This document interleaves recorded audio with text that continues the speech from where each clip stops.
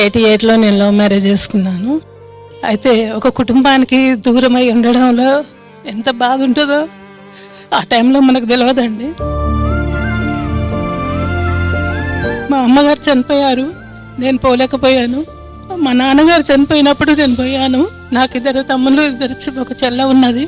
కాకపోతే ఇప్పటి వరకు కూడా వాళ్ళు మనతోని కలిసి మాట్లాడేది లేదు.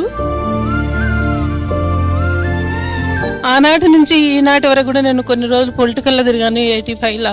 అప్పుడు కూడా వాళ్ళే నా ఫ్యామిలీ అనుకున్నాను.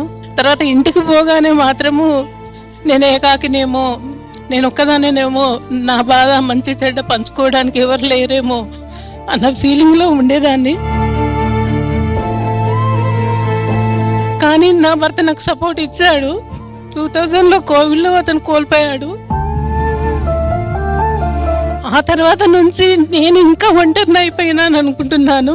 కానీ నేను ప్రపంచాన్ని చూసుకుంటూ, మీలాంటి వాళ్ళందరినీ చూసుకుంటూ నేను కాలం గడుపుతున్నాను.